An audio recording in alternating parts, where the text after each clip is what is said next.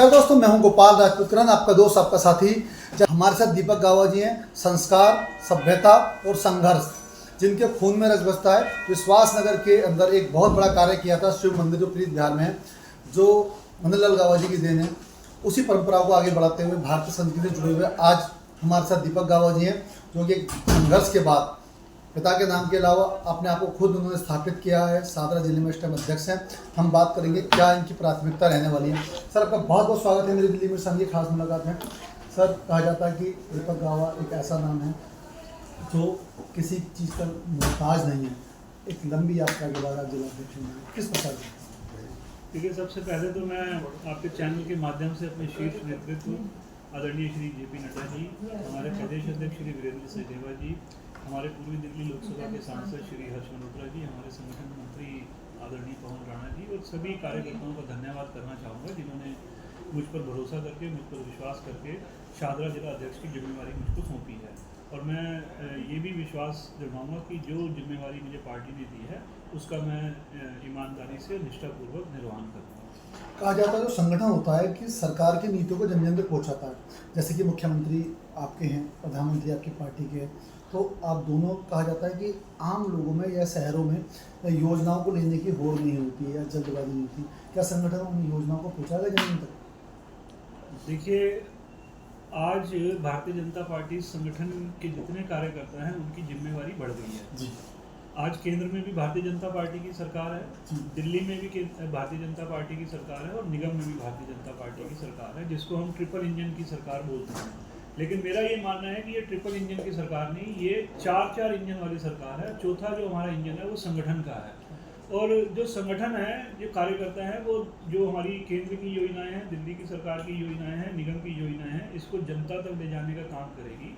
अब हमारी जो कार्यकर्ता हैं उनको दूसरी मानसिकता के साथ काम करना पड़ेगा। अब हमें एक योजनाओं को नीचे तक ले जाना पड़ेगा और जनता के जितनी भी हमारी योजनाएं जो केंद्र सरकार लेकर आ रही है, चाहे दिल्ली की अगर हम बात करें, आयुष्मान योजना की बात करें, जिसमें 70 साल से ऊपर के जितने व्यक्ति हैं उनको मुफ्त इलाज 10 लाख रुपये तक का दिया जाएगा।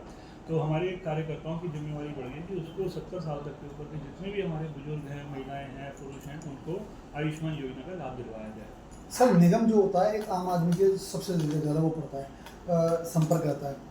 आम आदमी पार्टी के टाइम में बहुत भ्रष्टाचार हो गया था। अब आपकी सरकार है और आप संगठन में हो, तो आपके जो पदाधिकारी हैं निगम के, को ठीक करने में कुछ कार्य करेंगे? निगम, देखिए, आपने देखा होगा जब आम आदमी पार्टी की सरकार निगम में थी, वहाँ भ्रष्टाचार फैला हुआ था, कोई कार्य नहीं हो रहा था, सफाई व्यवस्था बिल्कुल एकदम लचर थी, जर्जर थी, सफाई कर्मचारी काम नहीं करते थे। लेकिन जब से भारतीय जनता पार्टी ने निगम में अपनी सरकार आई है, भारतीय जनता पार्टी की, तब से आपने देखा होगा, आप मेरे से पूछने के बजाय आप आम जनता से पूछेंगे तो एक सकारात्मक माहौल पूरे जनता के बीच में है कि उनको एक विश्वास हुआ है कि जो आम आदमी पार्टी की सरकार, जिसने दिल्ली में 10 वर्षों तक राज किया और निगम के अंदर जो राज किया वो भ्रष्टाचार का राज था, और आज दिल्ली में भारतीय जनता पार्टी की सरकार आने के बाद उनमें एक अलग ही माहौल है, खुशी का माहौल है। और आप स्वयं देखेंगे हर जगह सफाई हो रही है। हमारी दिल्ली की मुख्यमंत्री 24 घंटे जनता के लिए उपलब्ध रहती हैं। हमारे दिल्ली के जितने मंत्री हैं, आपने देखा होगा, सड़कों पर हैं। सफाई व्यवस्था आप देखिए किस प्रकार से ठीक कर रहे हैं। नालों की सफाई हो रही है, यमुना की सफाई का काम शुरू हो चुका है, आयुष्मान योजना शुरू हो चुकी है।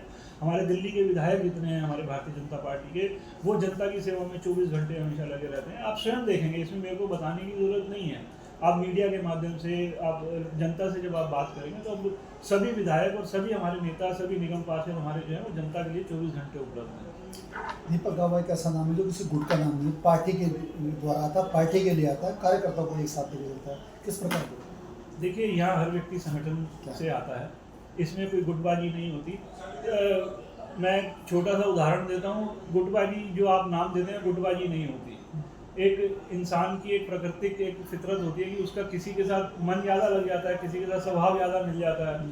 अब मैं मंदिर में जाता हूँ और मैं सभी देवी देवताओं के आगे प्रणाम करता हूँ, लेकिन जो मेरे इष्ट देव हैं उसके आगे मैं 5 मिनट ज़्यादा खड़ा होता हूँ, तो ये थोड़ी ना कि मैं उस भगवान के गुट का हो गया। तो सभी हमारे यहाँ पर जो है सभी एक समान है, इसमें कोई गुटबाजी नहीं होती। सभी व्यक्ति और सभी कार्यकर्ता या संगठन के जो दिशा निर्देश होते हैं उसके अनुसार ही काम करते हैं। भारतीय जनता पार्टी ने लोक माता अहिल्याबाई को आज दोबारा से दुनिया के समक्ष इस तरह रखा है कि दिखाई दे रहा है कि उन्होंने सनातन के लिए कितना काम किया है। आपके यहाँ कुछ योजना चल रही है, किस तरह? देखिए अहिल्याबाई होलकर जी की जो 300वीं जन्म जयंती का जो कार्यक्रम हमारी भारतीय जनता पार्टी केंद्र द्वारा दिया गया, उसकी सभी जगह पर कार्यक्रम हुए। केंद्र में कार्यक्रम हुआ, दिल्ली प्रदेश में कार्यक्रम हुआ और उसी कड़ी में जिले में भी कार्यक्रम हुआ, जिसमें अहिल्याबाई होलकर जी की जन्म के विषय में, उनकी जीवन के विषय में बहुत विस्तार से हमारे यहाँ पर जो वक्ता आए थे उनके विषय में रखा गया। और इसी कड़ी में अलग अलग कार्यक्रम उनके आयोजन किए जा रहे हैं। जैसे 31 तारीख को पूरे देश भर के अंदर और दिल्ली के अंदर और हमारे जिले के सभी 18 मंडलों के अंदर रुद्राभिषेक का कार्यक्रम हर मंडल के बड़े मंदिर के अंदर किया जा रहा है।